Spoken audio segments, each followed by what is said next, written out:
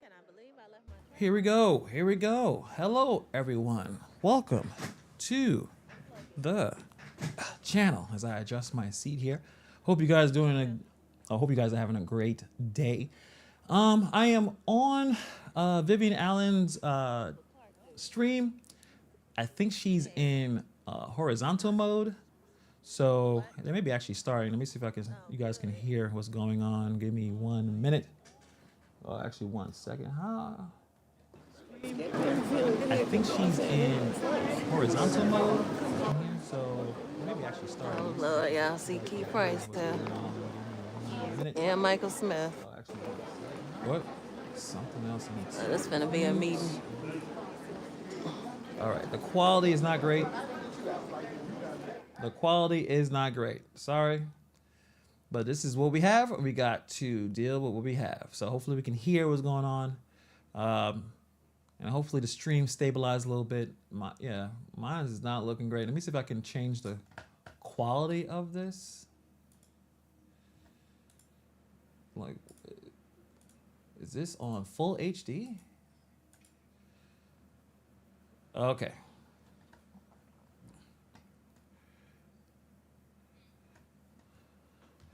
Also, I kind of cropped a little bit so you can see more of what's going on. Hopefully, be able to hear it. So that's what I want, to make sure that we could be heard or hear anything.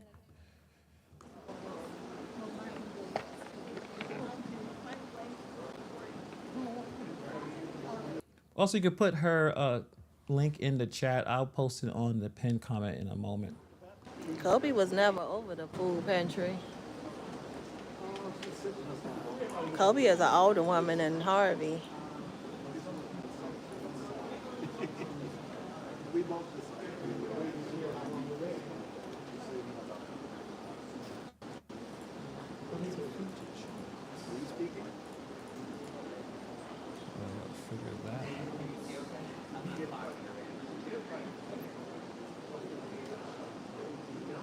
I'm glad I did get my camera.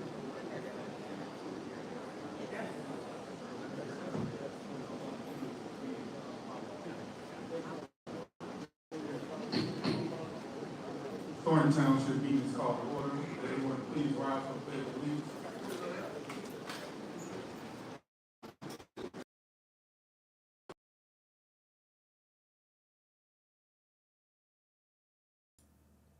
Oh, come on.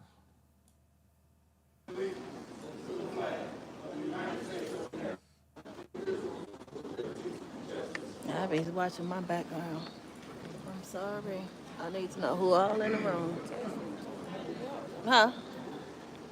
Did you tell him that all these other The people? time is 6:05.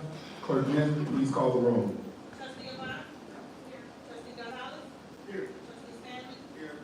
No, he don't. He's no longer employed.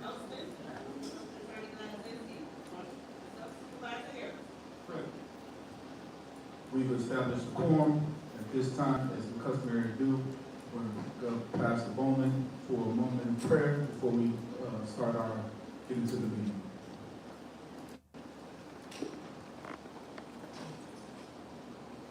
Shall we pray? Our Father, our God, we thank you today.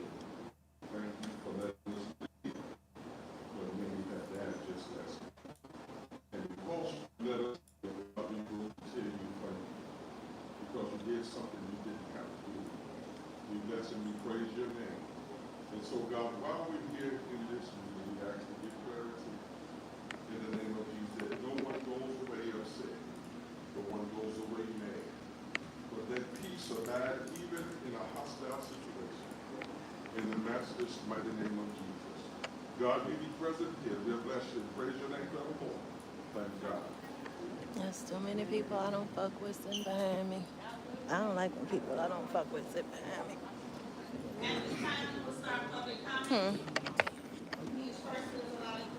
Okay, there you go.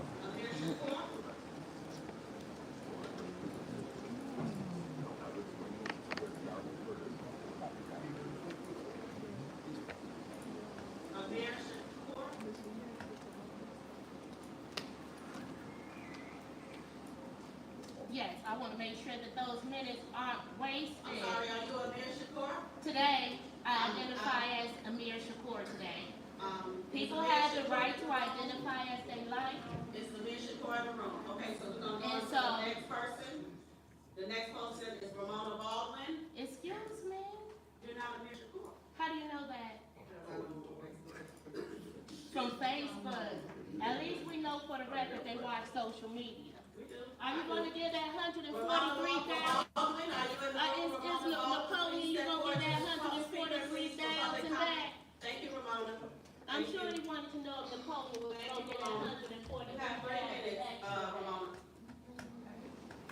Good evening, Supervisor Harris, trustees, and residents. For the record, I'm a resident of Thorton Township and Harvard. Also, I am a member of Thorton Township Citizens for Action Committee. I want to inform Supervisor Harris, trustees, and residents of Thornton Township, Harvard residents' rights are being violated by and INA members. Jedediah Brown is a provocateur. He is someone who intentionally provokes and incites others, often to anger or conflict. He is a person who stirs up trouble. The residents of Harvey no longer want Jedediah Brown and his INA members in our community. We want Jedediah Brown and INA members banned from Harvey meetings because he is a threat and a danger to the public. Jedediah Brown and INA members have beaten a business owner and has repeatedly on his property, and also Jedediah Brown and INA members did a mob action July the 14th, 2025 to Amir Shakur and his daughter, beating them and assaulting his daughter. I witnessed this mob action and it was traumatizing. By this violence, I am still in fear. Please stand with us, Thornton Township. Thank you. Thank you. We now will have Kelly Coleman.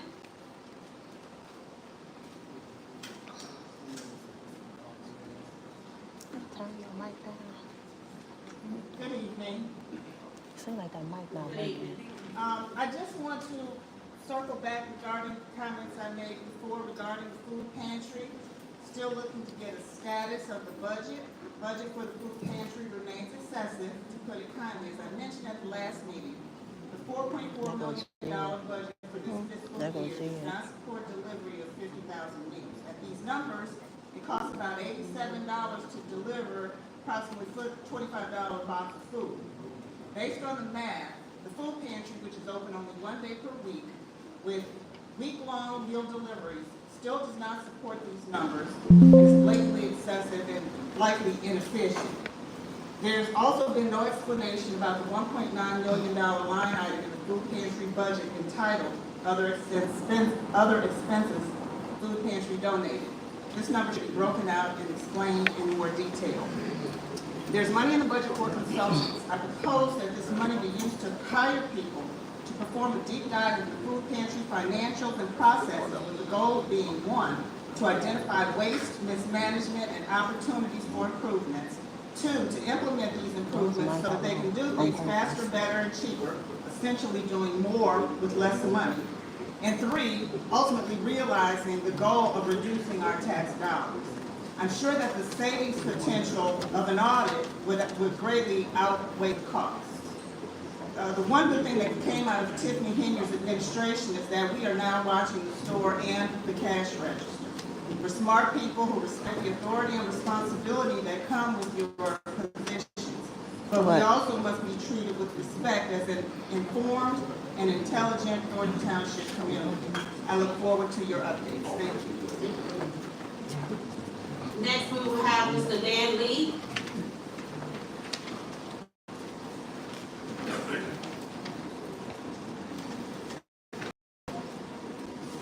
Dan Lee from Dalton. Greetings for everyone. I'm going to get a flashback here. I just wanted to get a little family house out there earlier today. I would just want to do a comment on the budget meeting. I know we had one here about a month or so ago, and we had one in Dalton yesterday. And the part I'm unclear on is, okay, yesterday we were allowed to ask questions and so forth. There seemed to be a lot more citizen output. Input, into the budget. I'm just wondering, are we going to get to that point now, or has something happened that I'm not aware of? These are basically the questions I'm asking. Okay. Secondly, I understand there was a food pantry resignation or firing of an individual that's been somewhat controversial over the last few years. I'm wondering if that position is going to be dealt with one way or the other, or it's going to be commented on at some point during these proceedings.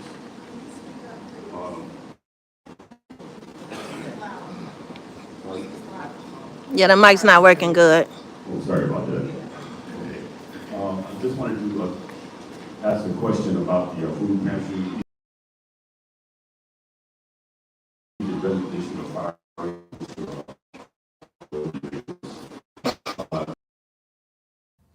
Connection is bad. I have to find someone else that is streaming, unfortunately. I don't think there's anyone else streaming this, actually. Let's see.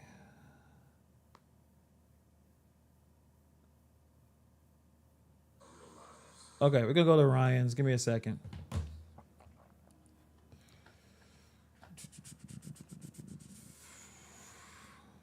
Because I can't hear anything.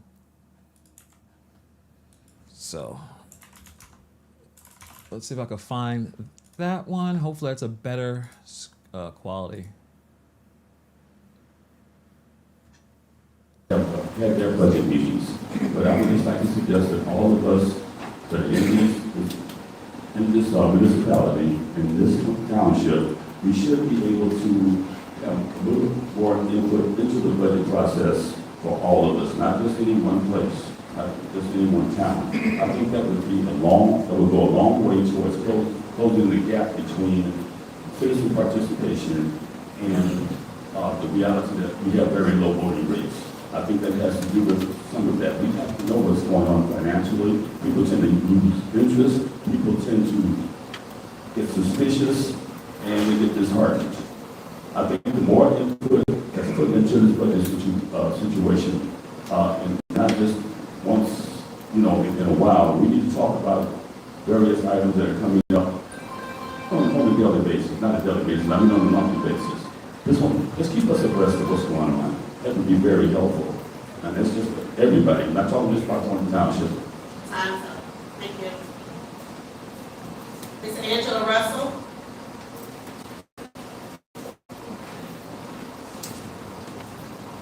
Good evening, everyone. I'm Angela Russell, Dalton resident and also an employee with the Vision Unlimited Cultural and Faith-Based Empowerment Program.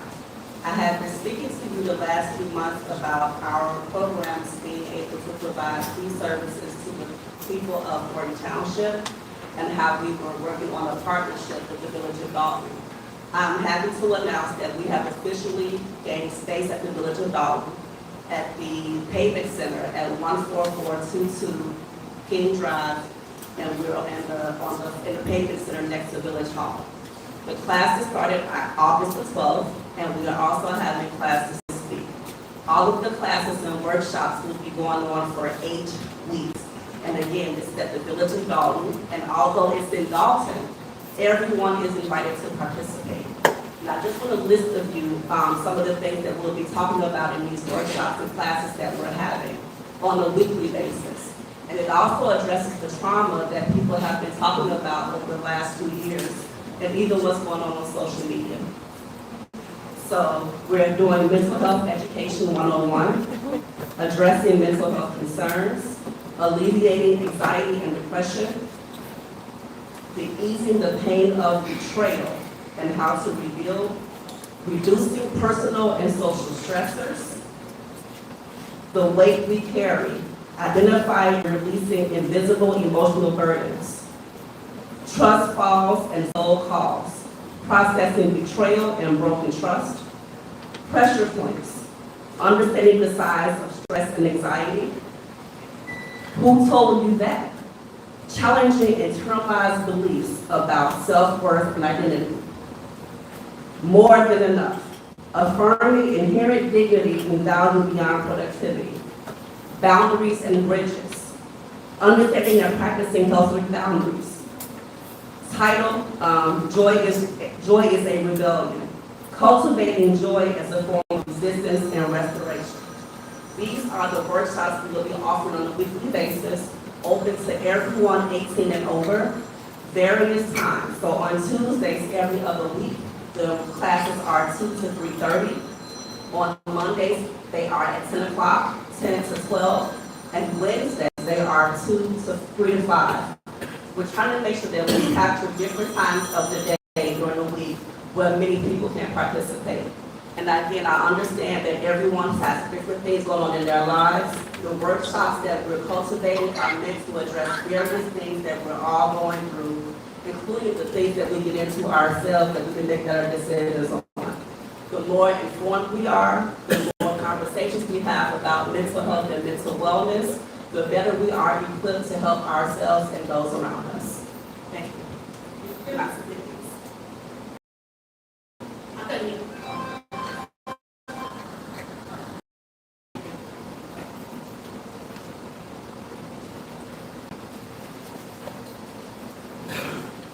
The next speaker, and I apologize in advance, can't really read. Rabbi Michael Ben-Yosef. Sorry.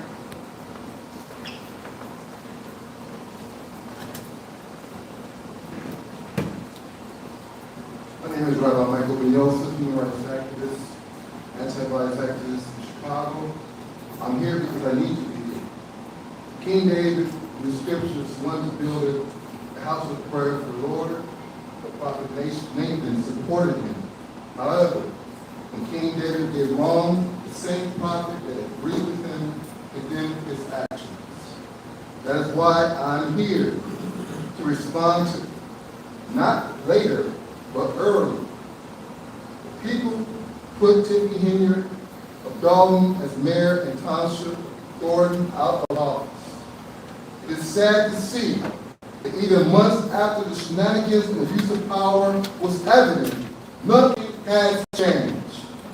Supervisor Terry Harris, you sponsored legislation to ensure reform was possible, that Thornton Township supervisor cannot be paid an outrageous salary paid by taxpayers. However, I learned that your fellow Democrat was able to pass legislation that benefited you. For transparency, are you willing today, Mr. Harris, to reveal the name of that Democrat that sponsored that bill for you to have benefit? Also, we learned that you benefit from personal favors that violates and creates mistrust among your constituents.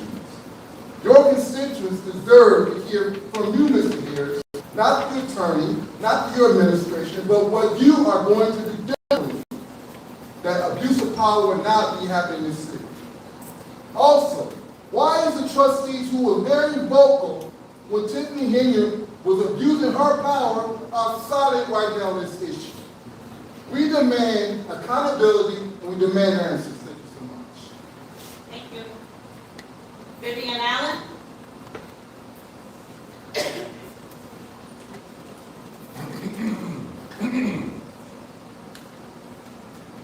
Hello, I just have a brief comment. Number one, I believe if you guys need mental health, there's other ways that you can get it as well, not just through Dalton. There's other places where you can go that is actually impactful. You can also call 211. They have a lot of services, so if you can't get services within the township, you can call 211, and they do help a lot, especially with rental assistance. If the rental assistance program is budgeted up. And I just want to say another thing. When it comes to what people have been talking about, cyberbullying, cyber harassment, we all see it, we all know it, we all know who the perpetrators are. August 26th, I have a court date with Jedediah Brown. I just want him to know that he's being served right here, openly in the Thorton Township, and he do have to respond to why you think that you did not violate that order. Thank you. Thank you. Excuse me. I'm sorry, my name is Amir Shakur. Can I be recognized from, you did come in earlier. I just wanted to see if I can. I don't want to interrupt you. Go back, You're go gonna to recall? the next person. Thank you. Brian, oh, I'm sorry, Alicia Nicole.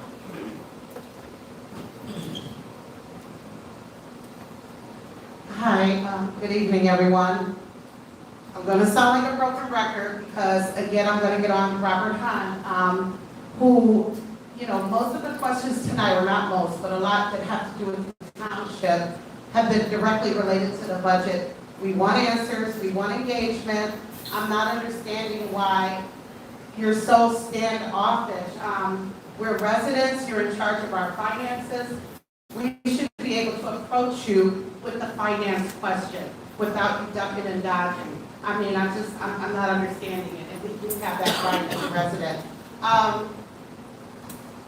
In that, you know, I want to say something. You know, I went to a Thorton Township event Sunday, one of my first ones under this administration. I just simply never felt comfortable going to any functions under the last administration. I don't care how lucrative they seem. I just never felt comfortable. So I went to one Sunday, and I thoroughly enjoyed it. But not only that, it's something I really want to speak to because it kind of speaks to human nature, for me anyway. There was someone there who I've spoken about, I've addressed before during public comment, not in a bad way, literally just as it relates to their role. I saw them there doing their same role, but the difference was that they were with their family. I've never seen them with their family because they're at meetings, this is where they do their job. But that was a family event Sunday, so rightfully he had his family there. And his son is a clone. His son looks so much like him. I could not take my eyes off his son. And it just personified him to me. That's the point I'm making. It made him a human being, where sometimes it's difficult to separate the two, but I feel like it's healthy and you have to be able to. And that's what that did for me. It was just, you know, I've shared it with 2 other people prior to this because it was a resignation that I couldn't ignore, the way it resonated with me. And it just put things in, you know, another perspective, just in another perspective. And what I guess the point I'm making, I invite everyone, especially who's a resident, come out to something. I mean, whatever it is that speaks to you or your interest, check it out. But you get to fellowship in a different way. It's not as formal as these. Mind you, I asked that person, and well, I'll say this, and people may or may not know who I'm speaking with, but I asked that person a question that I have asked when I stood up here before, but this time I asked it again as it relates to their job.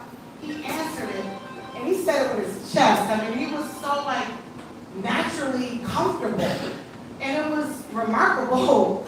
You know, you said time. Okay, so it was awesome. Come out, you guys. You know, just to fellowship with each other, if nothing else. Thank you. Thank you. Brian Sawinski.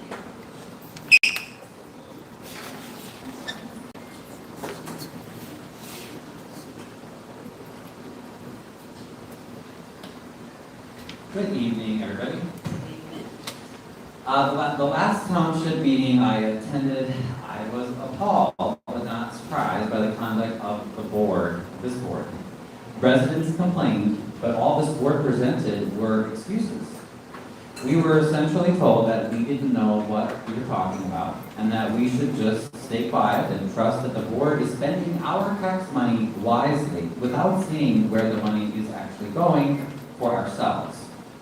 And if any of you has any, if you have children or nephews or nieces, you know how that goes, right? When the kids you say, have you brushed your teeth? Oh yes, just trust that I did, mom or dad, right? You have to verify. So the same goes for, finances as well. So has anything changed since then? Where is the forensic audit of township finances that so many of you demanded under the prior administration? Why is Supervisor Naploeon Harris making more than $200,000 a year just for being supervisor, not including his Senate salary? Why aren't agenda packets posted online before every meeting so residents can read about what is being voted on? Let me suggest a few things that you should vote on tonight before you adjourn this evening. 1, a resolution calling for an immediate hiring freeze and spending freeze on all non-essential services until a forensic audit going back at least 10 years is complete. 2, a resolution requiring board packets and all updated financial documents to be posted online at least 3 business days before every meeting. 3, a resolution requiring the board to use one of many financial software programs that can post public expenses and revenue in real time online to monitor where tax money is going. So there's no guessing about where your money is. 4, a resolution to bring the supervisor's salary back down to below $60,000. 5, a resolution to once again ban public money from being used to put official names and images on literature, aka illegal electioneering. Vote on those tonight. Or if you prefer, call a special meeting later this week to vote on them. Even if you vote no, at least we can see whether you want to be real with us or you're still trying to hide the money. Right now, all we hear are excuses, and all we see is that our tax money is going to some high salaries and a lot of expensive events. Meanwhile, residents are working 2 or 3 jobs just to be able to pay their property taxes and not be kicked out of their homes. That must end now. I look forward to seeing your response. Thank you. Mayor Shakur.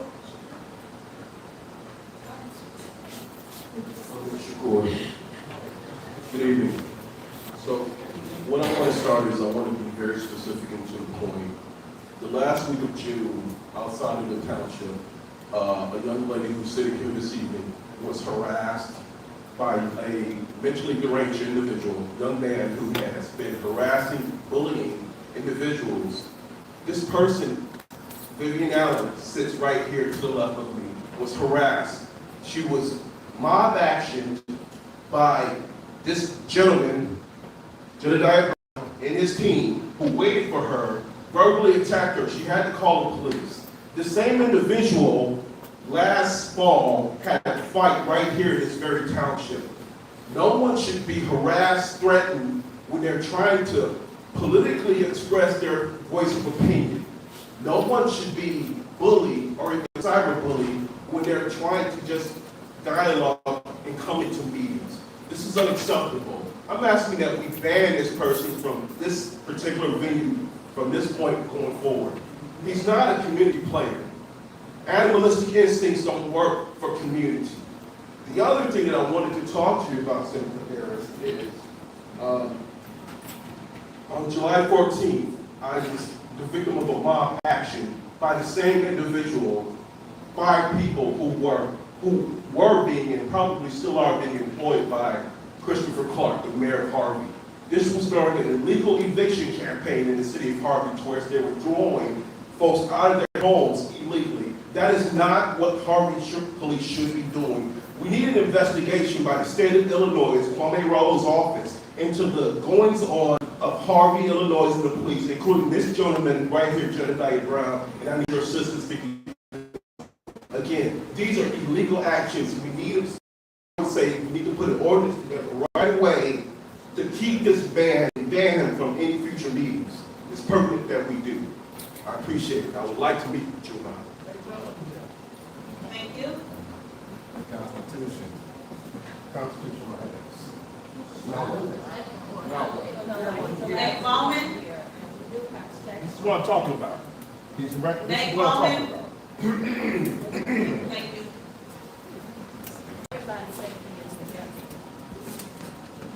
Good evening. I'm a just call citizen. One moment. Can we respect, please. Thank you. First of all, I want to say thank you for the chance to speak. Supervisor Harris and all of these committee. I want to thank you on Sunday. Leaving a funeral, I had the opportunity to stop by the event that was going on, and it was a nice event that the township had put on. And everybody was out there having a good time.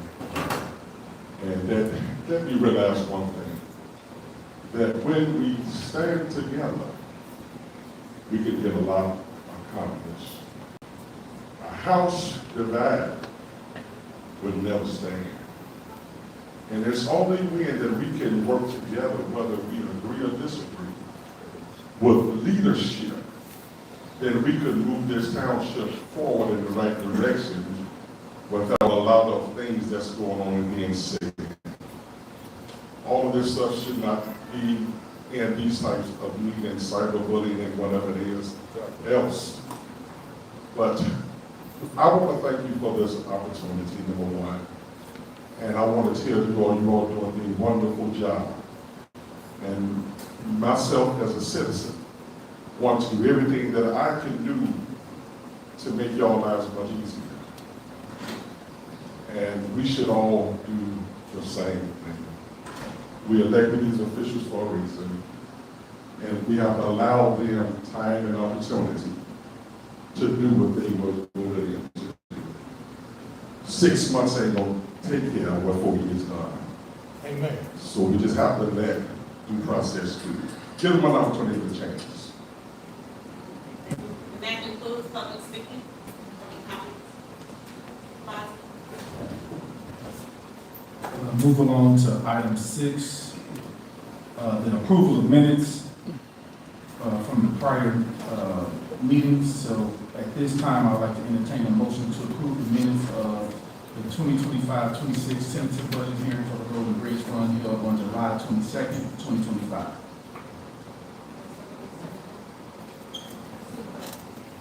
Motion by trustee Avant. Second by trustee Stanley. First, take the roll. Trustee Gonzalez? Yes. Trustee Avant? Trustee Stubbs? Aye. Trustee Stanley? Yes. Supervisor Harris? Yes. 5 members in the affirmative, the motion carries. Next, I'd like to entertain a motion to approve the minutes of the 2025-26 tentative budget hearing for the general fund and the general assistance fund held on July 22nd, 2025. Is there a motion? I make a motion to approve minutes of the 2025-26 tentative budget hearing for the general fund and general assistance fund held on July 22nd. Motion by trustee Stanley, seconded by trustee Stubbs. Clerk, please take the roll. Trustee Stanley? Yes. Trustee Gonzalez? Yes. Trustee Stubbs? Aye. Trustee Avant? Aye. Supervisor Harris? Aye. With 5 members voting in the affirmative, the motion carries. At this time, I would like to make a motion to approve the minutes of the special board meeting held on July 22nd, 2025. Is there a motion? Motion to approve the minutes of the special board meeting held on July 22nd, 2025. Second. Motion by trustee Gonzalez, second by trustee Stubbs. Clerk, please take the roll. Trustee Stubbs? Aye. Trustee Avant? Aye. Trustee Gonzalez? Yes. Trustee Stanley? Yes. Supervisor Harris? Aye. 5 members voting in the affirmative, the motion carries. Next up, item 7, the approval of bills. This time, I would like to entertain a motion to approve the bills list for the general fund. Is there a motion? I'd like to make a motion to approve the general fund. Second. Motion to approve the bills list for the general fund by trustee Stubbs, seconded by trustee Gonzalez. Clerk, please take the roll. Trustee Stubbs? Aye. Trustee Gonzalez? Trustee Stanley? Yes. Trustee Avant? Yes. Supervisor Harris? Aye. With 5 members voting in the affirmative, the motion carries. This time, I would like to entertain a motion to approve the bills list for the general assistance fund. Is there a motion? I'd like to make a motion to approve the bills of the general assistance fund. Second. Motion by trustee Stubbs to approve the bill list of the general assistance fund, seconded by trustee Stanley. Clerk, please take the roll. Trustee Avant? Trustee Gonzalez? Trustee Stanley? Yes. Trustee Aye. With 5 members voting in the affirmative, the motion carries. At this time, I would like to entertain a motion to approve the bills list for the Road and Bridge Fund. Is there a motion? Second. Motion by trustee Avant, seconded by trustee Gonzalez for the motion to approve the bills list for the Road and Bridge Fund. Clerk, please take the roll. Trustee Stanley? Yes. Trustee Stubbs? Aye. Trustee Avant? Trustee Gonzalez? Yes. Supervisor Harris? Yes. With 5 members voting in the affirmative, the motion carries. Item 8, new business. First item up is the approval of membership dues for township officials of Illinois for all elected officials. The total cost is approximately $1,400. And at this time, I'll entertain a motion to approve paying the dues for the township officials of Illinois for all the elected officials of the township. Is there a motion? I make a motion to approve the membership dues for township officials of Illinois for all of them. Second. Motion by trustee Stanley for the membership dues of township officials, seconded by trustee Stubbs. Clerk, please take the roll. Trustee Avant? Trustee Gonzalez? Yes. Trustee Stanley? Yes. Trustee Stubbs? Aye. Supervisor Harris? Aye. With 5 members voting in the affirmative, the motion carries. Next is the approval of membership dues of township officials of Illinois for associate members. This is for employees such as township administrator, deputy clerk, finance director, and it's approximately $50 a person. So at this time, I'll entertain a motion to approve this item. Motion by trustee Avant, seconded by trustee Stanley. Clerk, please take the roll. Trustee Gonzalez? Yes. Trustee Stanley? Yes. Trustee Stubbs? Aye. Trustee Avant? Supervisor Harris? Aye. 5 members voting in the affirmative, the motion carries. Next is the approval of township events. First event up is the Talk of the Town, Let's Talk Caregiving, estimated at $1,500. The other event is the October Harvest Festival with the youth services. Estimated cost is $3,900. Next is the Harvest Ball for special services, cost about $3,200. At this time, I entertain a motion for the events as presented. Second. Motion by trustee Avant, seconded by trustee Stanley for the approval of township events. Clerk, please take the roll. Trustee Avant? Trustee Stanley? Yes. Trustee Gonzalez? Yes. Trustee Stubbs? Aye. Supervisor Harris? Aye. 5 members voting in the affirmative, the motion carries. Next is the motion for the training for the approval of Illinois Property Assessment Institute Central Regional Conference that will be held September 8th through the 12th in East Peoria for the assessor's office. Is there a motion for the approval of training?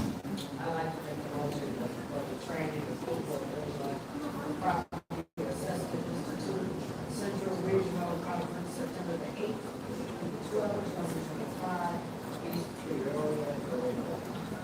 Is there a second? Trustee Stubbs makes a motion, seconded by trustee Gonzalez for the approval of training for the assessor's office. Clerk, please take the roll. Trustee Gonzalez? Yes. Trustee Stanley? Yes. Trustee Stubbs? Aye. Trustee Avant? Supervisor Harris? Aye. With 5 members voting in the affirmative, the motion carries for the training.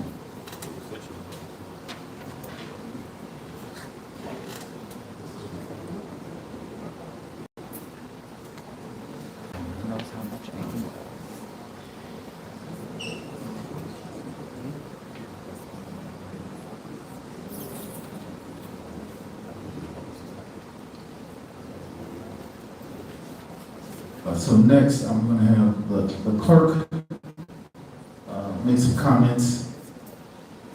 Clerk Nesby. Greetings, everyone. Greetings. Okay, let's try again. Greetings, everyone. So I just wanted to first thank you all for coming out. Yes, I am on Facebook, so I do bring I was on there before I became clerk, so addicted to it. So, however, I see the comments. I see, I'm not gonna comment. I'm not. I try to take it in and try to make changes here. But I want to address points. So when we first got into office, we had a lot of points left over. So we immediately started digging in to close those out from the previous administration.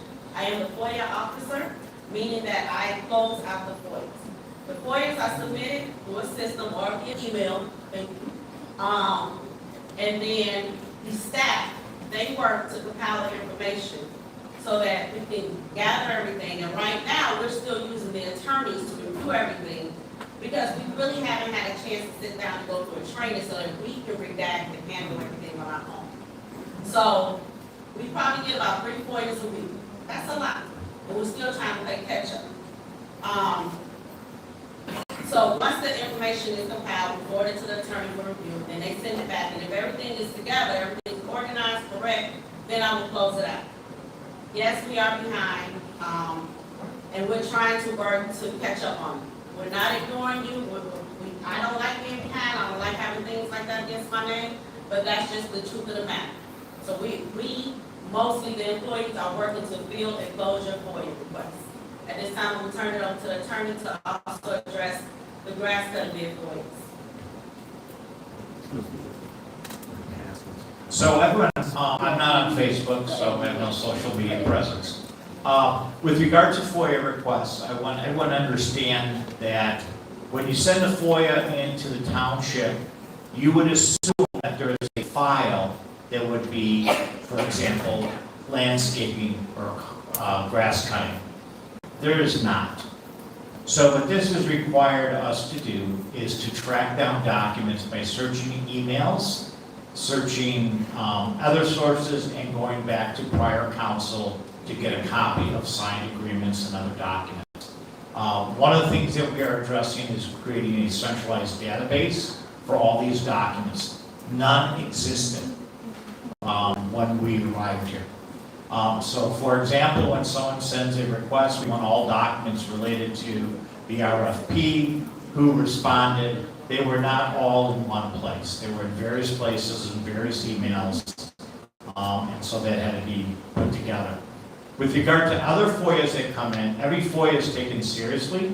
FOIAs require us to provide you documents, not to answer questions. FOIAs are not designed to answer questions. You are entitled to see documents that you requested. So if you ask for emails related to a topic, a search has to be conducted, the emails have to be retrieved and then provided to you.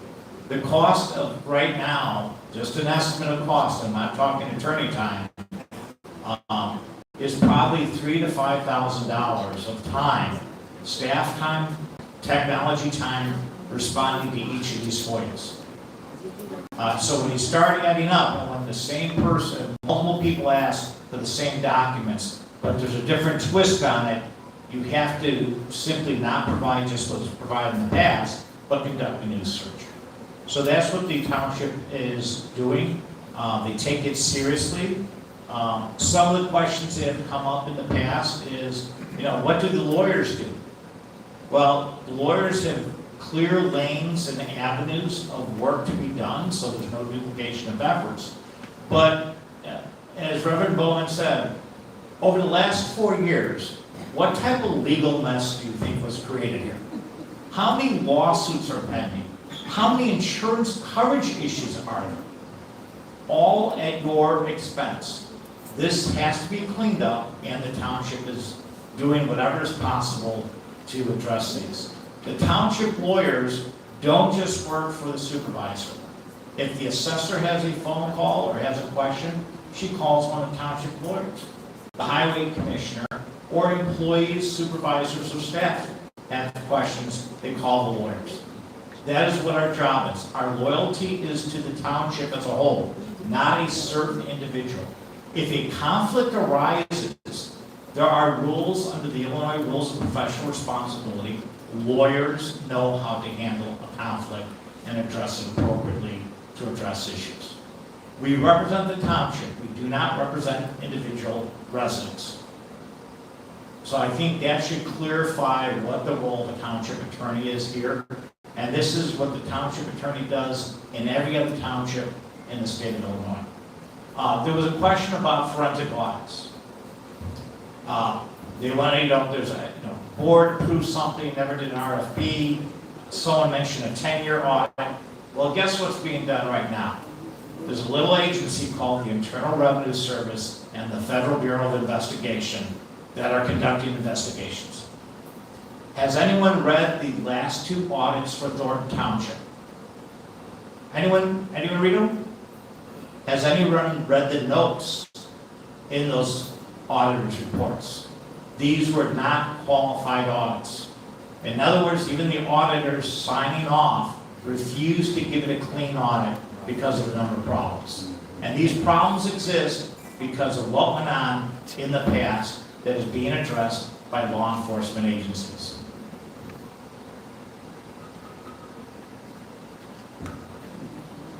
Thank you, Attorney Levizinski.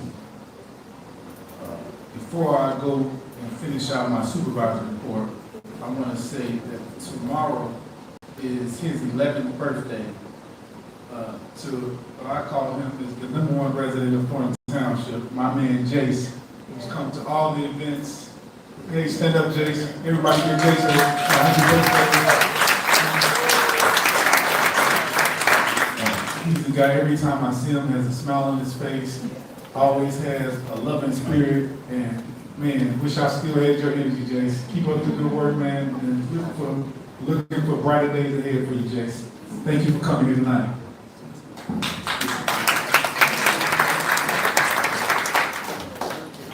So, as I close out, I want to say Sunday the 17th was a Thornton Township cookout.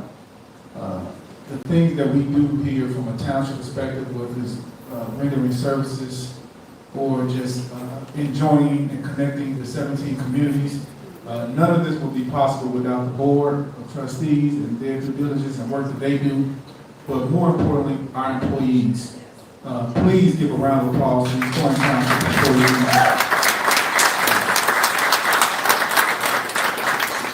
These guys did a remarkable job from start to finish. Everything was spectacular. Everything was well organized and done in decency and in order. And to the residents that came out, thank you as well. It's all about fellowshipping and coming together as a community, and I think we did that. We came one step closer to that on Sunday. So thank you all parties involved, the residents, the employees, the board of trustees, and everyone who supported the event. This coming Thursday, August 21st from 4 to 7 is bingo here at the township, as well as the Taste of Thornton Township. So it's going to be held on September 6th at South Suburban College. There's going to be more details coming forth with more information about that, about how vendors can sign up and how the residents can gain access, and more information about that. As we've customarily done, the messages and the comments that have been made for public comment, the attorney and myself and the board, we take those things in and we go back and try to get the best answers we can to be able to supply the information that's needed to satisfy your questions. So please bear with us as we gather information on this fact-finding mission to be able to provide you with the best information possible to answer your questions. Some things, as we say, you may like, some things you may not like, but we're going to do our very best to make sure we accommodate and get you the answers that you need. And with that being said, that concludes our meeting, and I'll ask for a motion to adjourn. The time is... It doesn't matter. I'm done. All right. Guys, it's the situation is cooked. It's over. It's done. This guy is, it gets so powerful, no one's going to say anything. He's going to just do what he wants to do. I don't know what the residents are going to do. I don't think they have any choice. This is the guy. He's going to be here for a while. And all you got to do is just convince a few people to vote for him because the voting rates are so low.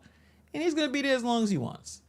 There isn't much that I can really say about that. The trustees are either brought or afraid. Both are terrible because they're supposed to be fighting for the people. You got Stubbs not speaking, Mary Yvonne's not speaking, Gonzalez not speaking, and when Tiffany was there, they would be screaming back and forth with her. And this dude is literally took his salary, exploited the system to get the salary he wanted, and no one's going to say anything about it. It's over. It's cooked. I don't know what else really to say. And then they spend a few minutes because Naploeon Harris, I guess it just goes to show, as long as you are famous for doing something else, you will get elected. At least if you want to talk about some other athletes, or celebrities, they had some charisma. This dude has no charisma. He has no confidence when he's speaking. I don't know. I guess because he played football. So as long as you play football, as long as you're famous, you're gonna get elected to these small governments, and he's going to be able to just sit there, barely say anything, which is smart, by the way. He's corrupt, and the best thing, and I guess what makes him even more dangerous than Tiffany Hayard, is the man doesn't talk, or he don't really crash out. He crashed out in the first one talking about clickbait. He probably was told that was a bad idea, and he didn't sound really intelligent when he was speaking. So they say, you know what, just ignore it. Who cares? You're gonna get the money. You're in this political, I guess the Democratic machine, or what you call dots, where he's able to do what he wants. No one's going to call him out. No one of any political, none of the mayor's going to say anything. None of the trustees are going to say anything. It's over. I'm going to say it's over. I just don't know what the residents should do. I don't have an answer. What's up with the voting? I don't know. I'm not going to go through all that. I'm not going to say all of that. This man doesn't seem confident speaking. And it's not because he played football. They're very, very talented communicators that played football. I probably watch them on Sundays when I'm about to watch the Red Zone. I'll watch the NFL Network. When you watch Deion Sanders speak, the man can communicate. He has charisma. This dude has no charisma. How is this man that could barely speak is making $400,000 a year? That's America right there. But other than that, I don't really know what else I can really say about that situation. It's cooked. I don't know what else to say. I'm gonna show you guys the article about Napoleon Harris spending money. He had to send money back, because he did a whoopsie do. Let me turn off this because it's gonna look stupid. Yeah, I'm gonna look a little bright, but I think that it's the best way for us to work. Let me see. Oh, it's too big. Pause. Yeah, let's make that a little smaller. We'll just move this to the side. But yeah, so in this article right here, let me make this a little smaller so you guys can see the entire thing. Okay, cool. All right. So right here, I'll make myself small. It's all good. So Napoleon Harris to reimburse his campaign fund more than $20,000 for questionable expenditures. I think you have to pay for this article. You have to pay. Oh, okay. So we got some things here. Hopefully you guys can see, and these is Harris's high-end spending. He's at Neiman Marcus. He loved Neiman Marcus. He spends a good amount on this. And this is not just a few months ago. This is years ago. See, he's cleaning up past issues. He knew about these issues. He probably just decided to pay because things are starting to look bad for him. But yeah, he likes to go to Neiman Marcus. He likes to spend that good amount of money. As he's an owner of businesses. He's a former NFL player, which I understand. Just because you're a former NFL player does not mean you have money. He could be broke, right? And he's doing the political stuff to make money.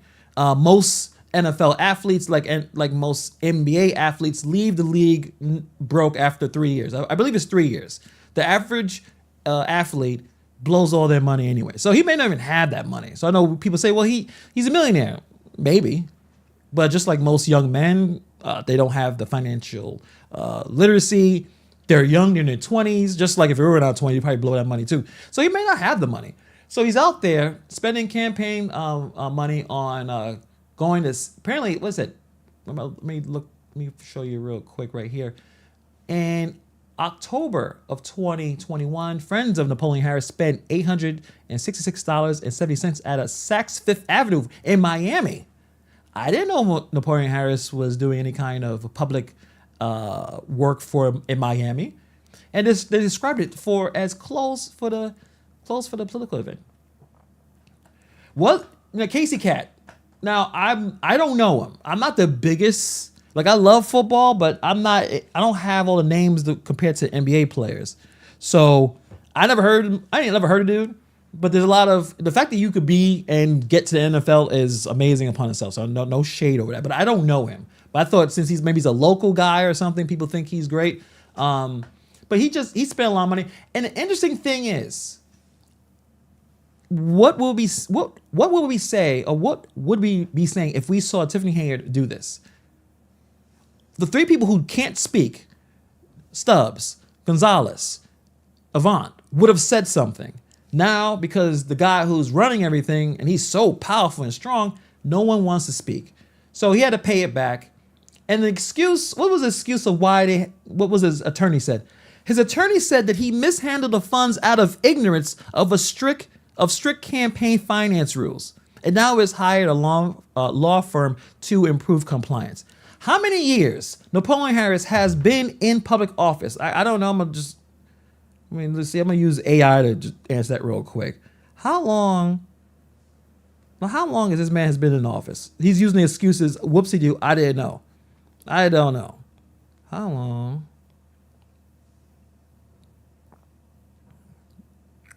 Been in public service. I mean, you guys may know. I'm not sure. Come on, internet. Speed up.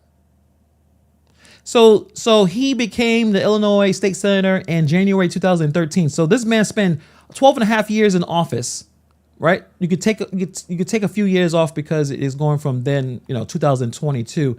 So 9 years in the public service, and he did not know you could do this. Like, you shouldn't be doing this. That's a lie. He's full of it. He don't care. And I think that's the sad part about this. The man's going to do what he wants to do, and it doesn't matter. I mean, I see suspicious charges apparently included a $14,000 Mercedes-Benz lease. Let me look at this article. Hold on a second. Where is that? Oh, in 2023, Harris also spent nearly $2,000 at a discount tire. Discount tire? Car maintenance? What kind of car maintenance did the car break down? Do you guys spend $2,000 for car maintenance? Did all the wheels destroy? Like all the tires blew up? That's very expensive. Just let you know. Hold on. What else they say right here? For Beggar's Pizza, which is I don't know. It's a weird name for pizza. His campaign has reported paying the restaurant more than $50,000 over the years, as described as rent, reading program vouchers for meals and constituents. So you show that what I see here in this article is I don't see a man that's ignorant. This man that does what he wants to do. He sneaks this, the billing so he can maintain his high salary. It don't seem like a guy who doesn't know what is going on, that he's completely ignorant of the system and what is going on. Let me see. I saw something about our Mercedes-Benz. Let me see if I can find. Is that on here? Or maybe I'm confused. Okay, yeah. So in 2020, the Harris campaign reportedly paid Mercedes-Benz of Orland Park $14,000 for a lease payment, although the vehicle model wasn't listed. That's a lot of money. $14,000 a lease. Mercedes-Benz, what? Like, what car was that? Who knows? So, and I guess the saddest part out of all of this is that when it came to Tiffany Hayard, there was a coalition of people who probably didn't like each other going after her in more of a unified front. And clearly, if you heard from the comments from the residents, there's no unity at all. So homeboy could just sit back while everyone's fighting each other and collect that check, and there isn't enough pressure for him to change anything. He doesn't care. The man doesn't care. Doesn't care. He's going to let the clerk talk because the clerk can talk better than him. Let the lawyer speak because the lawyer can speak better than him. He is just going to put out events and shower people. Do the same thing Tiffany Hayard has done, but what makes him so dangerous because he's not as stupid as Tiffany Hayard, and he's not going to crash out. it doesn't seem like that's going to happen. He is going to, as long as he keeps his cool, and it's just be uncomfortable for 35 minutes when the public comment is happening, and as long as he don't fall and do anything else stupid like spend taxpayer money, and maybe he'll still do it. I don't know. I don't see what is going to change in this situation. It's pretty unfortunate because a year ago, or 18 months ago, there was more people together trying to say, you know what, Tiffany Haywood is not equipped for this job. Whether the level of the amount of money that's been taken or not taken, she is not equipped to be the mayor. She shouldn't be the supervisor. And then you brought someone in who is just a career Democrat politician, shady as it comes, another corrupt Illinois politician. And this one is going to be more difficult to take down because he is not going to make a rap album or a rap song when it's time to vote for him. As long as he gives enough parties and provides the bread and circuses to the residents, since most of them aren't voting anyway, they'll just vote for him and then the cycle will continue. And I don't know. I don't really know what else is going to happen. Tiffany Haywood brought a lot of attention to herself because she just acted like a fool. She basically put her boyfriend on payroll. She made a lot of ridiculous mistakes. I don't think he is going to pull the big mistake unless he already had it and enough. Maybe, hopefully be more investigations are happening. But Harris is going to do what Harris wants to do. I don't see a way for anything to change. He's not going to address his salary. You already see that. He's not going to address those things. It happened. He's going to, as if nothing happened. Like, whatever. What you going to do about it? What else? That's a great, where's my, he's a polished politician in a game and a system that he knows how to navigate it. And I don't know what else going to do, because at one point, at least when it came from Dalton, you had trustees standing up and saying, this is wrong. You shouldn't do it this way. It should be done that way. The way you have with the Thorton Township meeting, they're not talking at all. Chris Gonzalez, I didn't even hear him. Couldn't hear him. But when it was Tiffany Haywood, he was very loud and he would talk over and he would say something. He would walk out, and I guess everyone's being taken care of. I guess what I think is those trustees are being taken care of, and as long as their bread is getting buttered, they're not going to do anything. So I don't know if I'm going to continue to watch at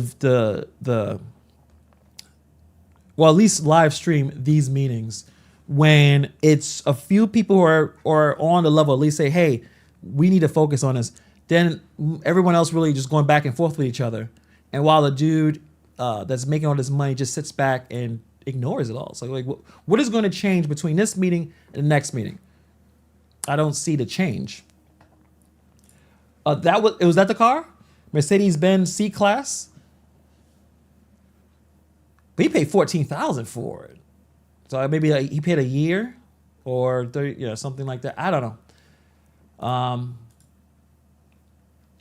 I mean, definitely, I think many of the people who voted have to have some kind of, you get voters' remorse and like buyer's remorse. I would. But they went to him because he was the biggest guy. He was the football player. Oh, he's a state senator. He could figure this out. He would hire a clerk that already knows how to handle FOIA requests. He wouldn't hire someone who has no idea what they're doing and need to be trained. Because remember, he's the seasoned politician. He was the one that's supposed to able to jump right in and run, basically hit the ground running. And now the clerk is saying, well, we're behind and we don't even know what to do. Then you got the lawyer explaining, the lawyer's trying to convince the people to stop asking for the audits. Stop asking. Because you know about the IRS? Because none of us know about the IRS. Don't ask anymore because we ain't gonna do it. We're not doing it. Our homeboy is already making the money. Like, who cares? There's enough money to pay him the $200-some thousand a year. Who cares about what's going on in the past? But they're gonna use the past as excuse for not taking care of business. So I don't know. At this point, I really don't have an answer for this. As long as Napoleon Harris doesn't crash out or has crashed out in the past and it comes back to bite him in the ass, I don't see anything changing. If there is information about Napoleon Harris that you want me to talk or cover, please email me. Please email me if you have any information that can at least assist in this situation here, because I don't really see anyone has any ideas, like anyone has a way to move to even for him to even address the salary situation. He's not even going to talk about that. So, well, yeah, I don't think they're going to. They're not going to. Hey, Stephanie. I just don't see. I don't see it happening. I don't see anything changing. Chef P says they did this to themselves. They voted for someone who wouldn't talk to you and tell you his plans for the community. Yeah, I think it was so focused on getting Tiffany out, they thought you could get anyone. You need anybody else. So I know I saw one comment saying, "Well, he's not as bad."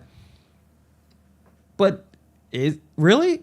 I mean, at least for a certain point, again, that you wanted someone that you can trust, that someone who's going to bring back transparency, that was going to do things the right way, and that didn't happen. As a former Township resident, I'm just sad. Yeah. Dwayne says suckers.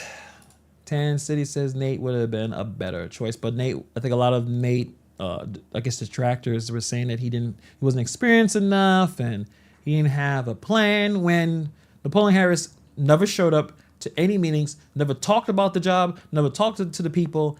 Everyone just said voted for him because, again, politics. Oh, this guy's running the show over here, so we gotta kiss his butt and help him out, and it shows what happens. That's why I personally would never ever get into politics. Never. It's just not for me. Not for me. Anything else you guys want to talk about before I move on? I want to talk about this DC stuff real quick. But anything else? I mean, I don't really know what else to go. I mean, you have a few people that did stay on topic and want to talk about the issues, and then the rest didn't. And we are where we are. And I would say for the next meeting, I'll probably not, unless something happens, and I'll cover it afterwards. It's the residents are going to say what they have to say. He's not going to respond to it, and then they'll just keep going week. It's at a point. I think maybe most of these people will just stop going. I don't know. No idea. But yeah, I want to talk about something else. So appreciate you guys. I appreciate Ryan for the stream, but I wanted to talk about something else real quick. Anyone here live in DC or have family in DC? Because the thing that's confused me right now is, Trump has kind of took over DC, has the National Reserve and everything. And I'm wondering what is true and what isn't true. Now I'm online. I see people are saying, or at least all the major networks saying, hey, crime is down. So why Trump is doing this? And I'm thinking, well, Trump has a lot of stuff going on. Like, why is he? I mean, you could think, yes, he's very aggressive in how he's administrating things, but like, why would he go out his way to do this if crime wasn't a problem? He's right there. Obviously, he has the ability to do it. Like, what is going on? So now it seems like it's a back and forth on, are the stats lying? Who's telling the truth here? Is there problems in DC? Is there enough violence that obviously the president wanted to jump in and do something? So I want to talk about it. I would see a few videos, and I saw one 7 days ago that kind of at least have an idea of why people believe that there is something going on. But let me show you what the mayor, Bowser, has to say about the situation. Because obviously she's not happy about how things are going. DC is questioning the Trump administration's intentions as it ramps up federalization of the city's police force. Now, at least 6 different states have sent National Guard members to patrol the streets of DC. DC Mayor Muriel Bowser says the president needs to start being more honest about his plans. Sorry, you guys can't see. CBS News Department of Justice reporter. It's Jake Rosen. There he is. Joins us from our newsroom. Jake, good to see you, my friend. What is Bowser suggesting the administration's efforts are really all about? Well, Vlad, yesterday at a press conference, Mayor Bowser said here that she really doesn't make sense to her that thousands more National Guard need to come into the city when it seems like, at least given what she's saying, things have started to be under control, and the organization around what this federal takeover looks like had really started to come to fruition. And she seemed to suggest, Vlad, that the additional law enforcement and National Guard coming into the city is really just about the Trump administration's federal control over the district, moving in National Guard because they can, and also to use these National Guard troops to, yes, protect buildings and such, but also to then use the Metropolitan Police Force here to conduct immigration raids and to assist the Trump administration's immigration agenda. And she said the real solution to this is not some kind of federal takeover or using this Metropolitan Police Force for what the Trump administration wants to do here in removing people who are here illegally, but it's actual real congressional immigration reform, which we have not seen at a national level in a number of years. And she said it's really up to that to actually solve what it seems like maybe the real goal of a lot of this takeover is.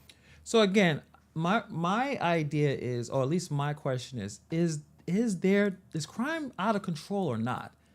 And I see Casey Cat saying crime is not down. They've already been caught underreporting. My nephew was mugged twice in the last 6 months and got his car stolen. He moved to Texas.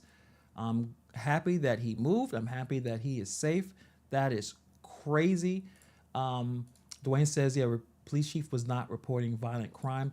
So, and that's what, because I'm in New York City. And I'm sitting there, I'm like, yeah, damn, they got to bring the National Guard. Like, what's going on? And then every single news report, all the major news platforms and stations kept saying, well, crime is down, crime is down, crime is down. And the thing about stats, as much as we say numbers don't lie, they can be manipulated or not reported correctly.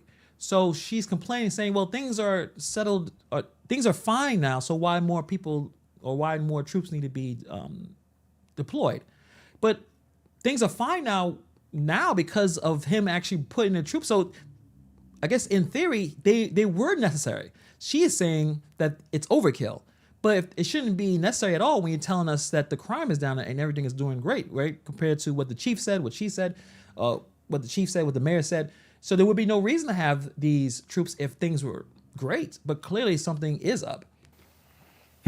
All right. As you know, the critics have described the current security presence and the general feeling in our nation's capital as being similar to an occupation zone. I'm not going to say war zone because war would be what we've seen in Kyiv or worse in Gaza, but an occupation zone where there are soldiers sort of milling about. I remember seeing something similar when I lived in Paris after 9/11, when the military was on heightened alert in that city.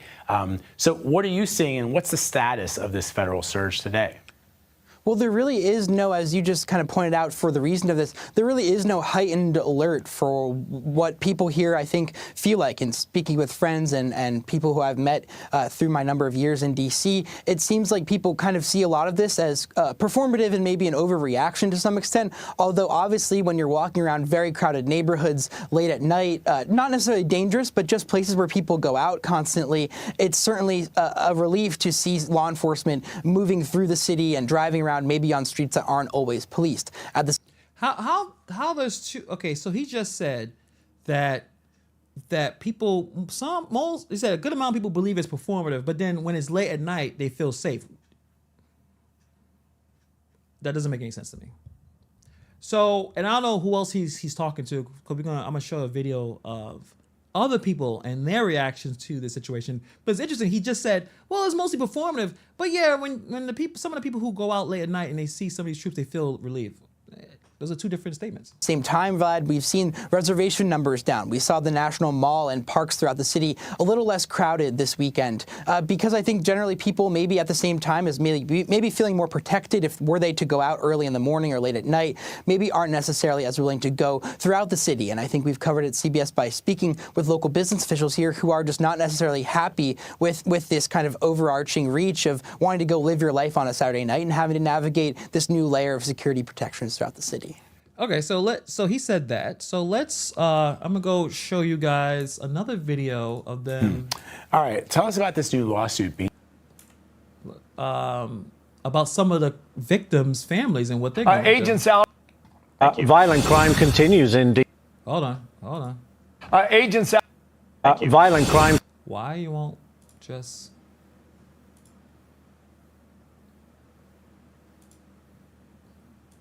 No, you're not gonna. Press? Agents out on the streets of D.C. working to clean up the Capitol on behalf of the president's orders. Also, as they ramp up their efforts, we're reminded of the painful reality for the victims and families who have been impacted by violent crime in our nation's capital. My brother is not a number. All these people are not numbers. They are humans. It was frankly due to the grace of God that the 4 steps he did get in didn't kill me. While I was sitting in the hospital recovering, I found out my attacker had just been released from prison the day prior. I go to those crime scenes. I sit with those families who the medical examiners is picking their bodies up off the ground. I deal with this. It is a problem. I deal with the fact of me having a paralyzed son, the mental anguish that he goes through. I looked at Eric's ashes and I said, Eric, you haven't died in vain. Things will change so other people are safe when they go visit DC or work in DC. And that's my goal, to make people safe. Griff Jenkins has more for us in Washington. Hi, Griff. Hey, Jana, good morning. And while the stats show this 30-year low in violent crime here in D.C., the reality on the streets tells a very different story. And for many victims of crime, this is personal. Asia Tamimi lost her husband 4 years ago, and her sons have been victims of gun violence. My husband first. It was the 1st of January of 2021. He was trying to help an elderly man, and he was stabbed to death. My son, somebody came up behind him and shot him 8 times, twice in the head, 6 times in the body, and he's a paraplegic now. So, believe me, gun violence is personal for me. When you hear from city leaders and others that crime is actually down, are you seeing that? No, I'm not seeing it. We're seeing carjackings, the violence in the communities. So we were advocating then for the National Guard to come out, but they said there was no need. But think about how many lives could have been saved just having them on the scene. And Asia says still to this day, she's not heard from one detective about those crimes committed against her family. Now for Tempe Satcher, another D.C. resident, her son BJ was gunned down in a random drive-by shooting on the way to work 2 years ago, and she does not feel that crime has calmed down. Just today, a young lady was shot over on 15th Street in Northeast D.C. Does that seem like crime gone down? With all the things that are going on with our president, sending the National Guards out, I don't have a problem with that personally, because if MPD can't do it and they need help, then I'm glad they're able to get the help. So this is where it is, and this is back and forth between who you believe, right? And you can say this is anecdotal evidence. This is just a few people who obviously are victims of violent crime. And then you have the mayor and the police chief saying that we have 30-year lows, like as if they're really doing well with how they handle crime. And a lot of these stories seem to be random or just acts of violence. It kind of reminds me a little bit of New York City. I know they say crime is down here, but in terms of being safe taking the train, a lot of people are not safe taking the subway in New York City because of the mental health issues, how you will be a possibility of being attacked, being robbed by a mentally ill person, and it's not personal. They don't even know you. They're upset, they got issues going on, and then now you're being a victim, you're a victim of a crime. So again, we're having some going back and forth. Who is correct? Is there some kind of issue? Now they're saying, according to the stats, it's a 30-year low. So something must be going on with the stats. So this let me see if I have it right next to it. Let me see. No. I have a video here talking about how they, I guess, categorize these crimes. Let me see if I can find it real quick. Mayor Bowser.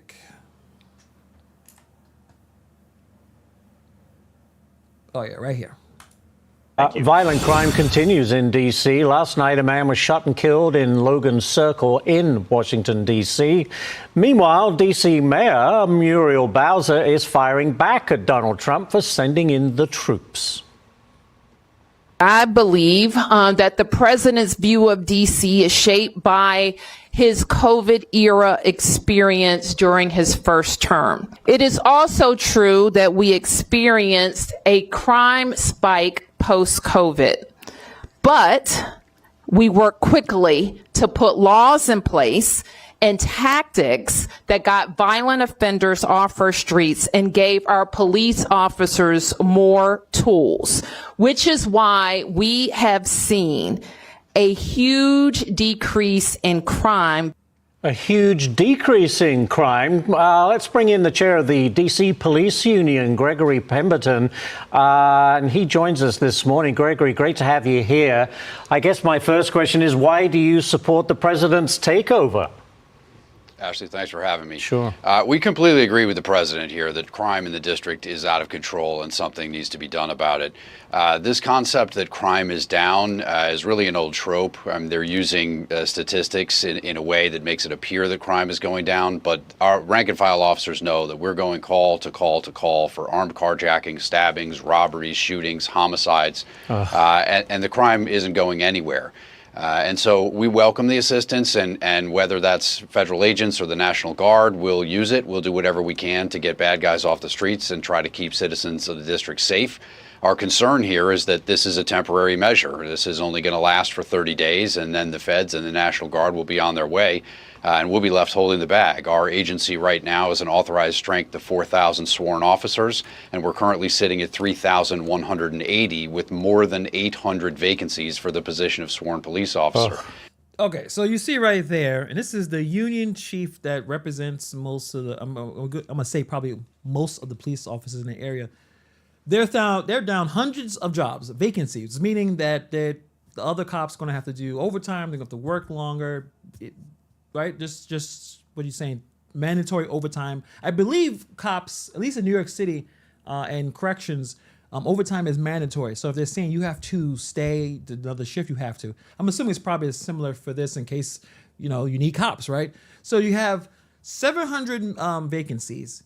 And they're still saying they're going call to call, the robbery, carjacking, stabbings, shootings. So the idea that crime is down is not accurate. So why the stats are not reflecting that? That's the question. And that's the main reason why we can't keep these streets safe. The department relies on 2 million hours of overtime every year to try to close this gap. 2 million hours of overtime. How much money is that? That's a lot of money. That's a lot of money. So the underlying issues of the laws that have been passed by the DC Council, we hope that this 30 days gives some insight into from the feds to see exactly how terrible these laws are and how they've destroyed the police department, so that we can work to get those things corrected. DC Police Commander Michael Pulliam is under investigation for allegedly changing crime statistics to make it appear that violent crime has fallen considerably. So I guess the question is, has crime fallen or not? And based on what you just told us, if there's a crime has not fallen. I don't think so. And that's a very interesting aspect of the story that doesn't seem to be reported, is that they have a command staff official who's alleged to have been going into police databases and changing felonies to misdemeanors to try to keep these crime numbers down. Listen, I know Commander Pulliam, and he's a stand-up guy. What I suspect is that this is a pattern of practice, and this is something that's been ordered from the top to make sure the commanders are managing the crime stats to make it appear the crime is lower than it is, which is a disservice to the city, it's a disservice to the officers, and above all, it's a disservice to the victims of these crimes when we're not taking the proper police reports and investigating them and advocating for those proper resources. That is outrageous. By I guess the allegation that crime stats are being altered to make it seem like neighborhoods are safer than they are. When you are a resident of that area and you keep in your mind you're saying it's a 30-year low, but you go outside and get stabbed, or you're getting carjacked, you're getting killed. I mean, this is some of the stuff. It's basically crime reclassification. So the allegation is when officers log a crime, their higher ups are allegedly pushing them to downgrade that crime. So a shooting, a stabbing, a carjacking may be recorded as just theft or injured person to the hospital or felony assault instead of the more serious crime. So that means that serious crimes are vanishing from the official stats, skewing the whole picture, Then you have the mayor sitting there saying, why do we need the National Guard? The staff say that we have a 30-year low and things are super safe. Then you have people talking about my son was shot. My son is paralyzed. My husband's been killed. My kid has been stabbed. Again, this is crazy. This is completely outrageous. So I don't know what Bowser thinks that she's doing. Even the police chief have when they say that things are great, but then the people on the ground, the cops are saying we are overworked. Some of the residents saying we are afraid, and I feel better with the troops around. And there's only 30 days before he has to reel them back in. So crazy situation happening out in D.C. Correctional officer for lockdown says that this is the crime statistic playbook by Mayor Brandon Johnson is trying to use. And Mayor Brandon Johnson is just effing everything up. He is the worst mayor we currently have in America. Big budget downfall, doesn't have enough money to keep things going.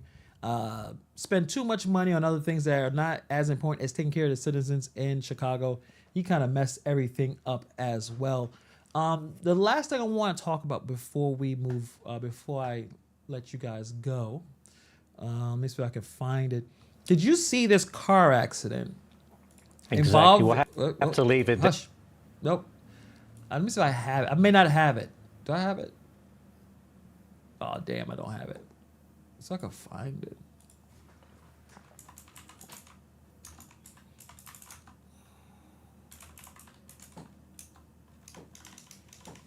If I can't find it, I'll probably just make a video about it. Let's see. So this was a day ago.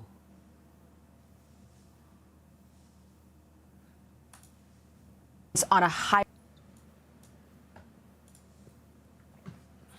So this situation, you guys may have seen this. So this is an illegal migrant trucker released on bond after a deadly Florida crash.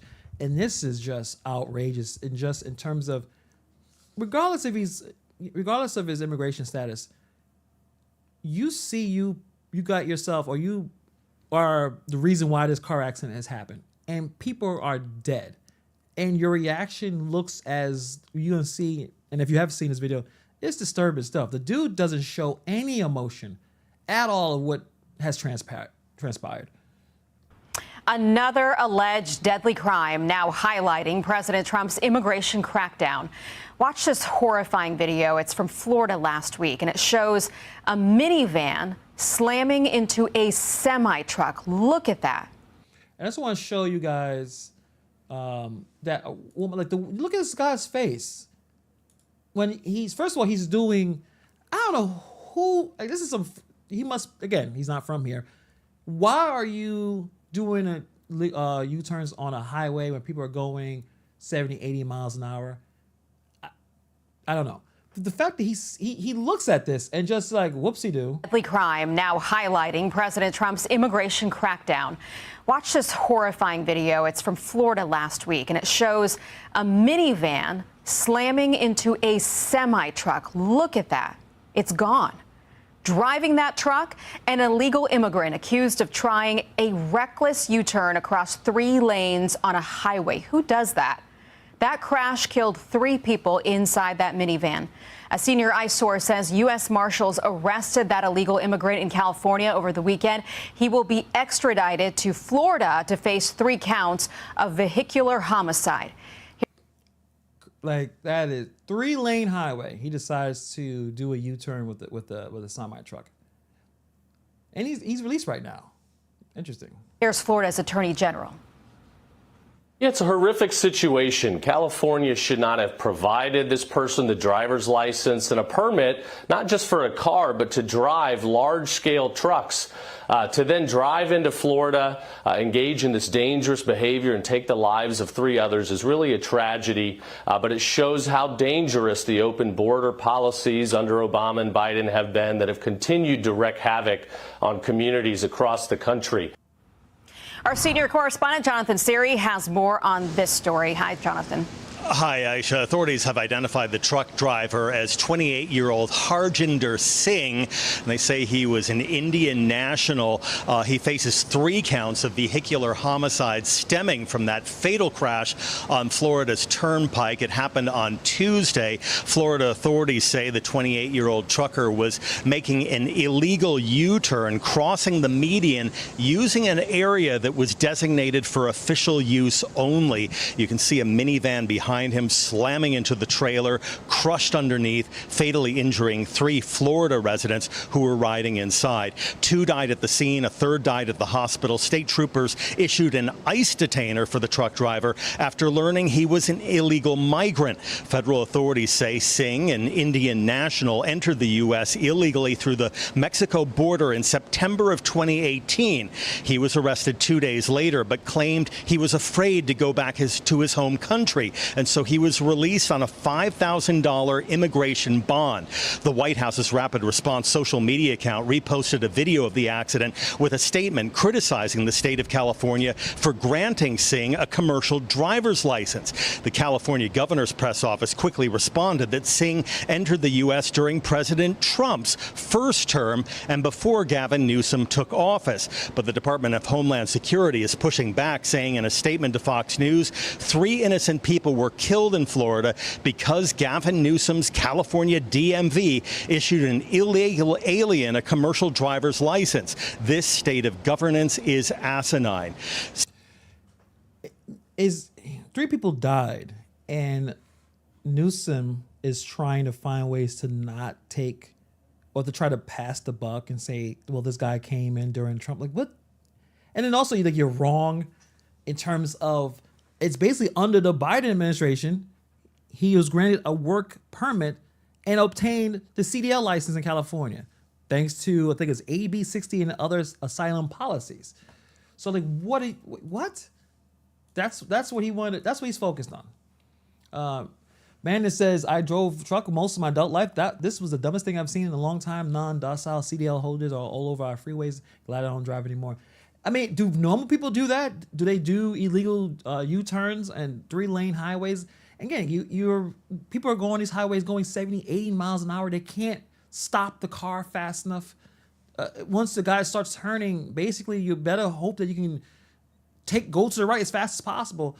And then they're going back and forth arguing about whose fault. And then when it comes, it's California's fault. He obtained a CDL license in California. He obtained the work permit.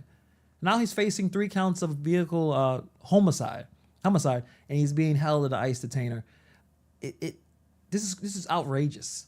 Completely outrageous. Singh is currently being held in San Joaquin County, California. He's expected to be extradited to the state of Florida sometime later this week. And Florida officials say that he will have to serve any time for a vehicular homicide conviction in that state before he is deported from the country. So I think in that situation right there with him, I think he's definitely going to get convicted. That was negligent. It was dangerous, lack all common sense, and he should spend a significant time in jail. I guess he wasn't drunk, but also you can't be that stupid driving a vehicle that heavy and you killed 3 people. His actions killed 3 people. How can he pass a CDL test? I'm sure you've been on the road. How many people pass driver's exams? And you'll see them driving, and you think, how this person pass? People pass people. You could just be nice. Going to the right spot. Yeah, I mean, I would assume CDL should be harder to pass. You're spending a significant amount of money to obtain the license. But in terms of getting people to pass these exams on all types of different ways, I guess they don't matter. Yeah, how many times a tractor trailer makes U-turns in a regular? Yeah, exactly. I mean, just common sense would tell you shouldn't be doing this. You see the cars whizzing by, and instead of just going all the way around and spending a little bit more time getting to a destination, this person decided to say F that, don't care, and put everyone's lives at jeopardy and kill someone. And the fact that he should not be here. He should not be here. But again, he was granted a CDL license, and he's in Florida, and he killed 3 people. I think it's a grandma with kids. I'm not sure. I gotta check exactly who did that, or who passed away. But that's just crazy. Absolutely crazy. I just wanted to kind of brush up and talk about that for a brief moment, because I just thought that was just outrageous. Rest in peace to those folks there. But on that note, guys, I appreciate you guys hanging out with me.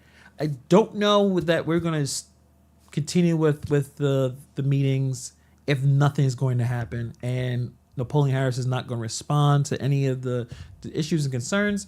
It looks like the next move, it have to be legal. It have to be enforced. And again, I don't know if he's not doing anything illegal. Like, he was able to sneak this salary in, and I guess it's legal. It's unethical. Do you force to get the forensic audit? How does that work? But other than that, your trustees, see, the trustees in Dalton, they wanted to fight back. These trustees here don't want to fight. So do you have no one on the resident side that's going to speak up and say something? They're going to just let him do what he wants to do. And if it's that bad, I guess you have to wait until the next term. Because what else is going to do? If they don't have, they're going to be quiet as a mouse. They're not going to say anything because, like, either they're too afraid or they're being taken care of. So I don't know what else I can really talk about that. So on that note, I appreciate you guys for hanging out. And I'm gonna try to do this once a week. This is the second week in a row, so we're already at some good progress. But we definitely will do this next week. Maybe Tuesday. Tuesday seems like it'd be a nice day to do this, or Wednesday. But we'll definitely talk more about this. And on that note, if you have any information, like I said earlier, about Naploeon Harris, email me h@hannibalishungry.com. But other than that, I'll talk to you guys later.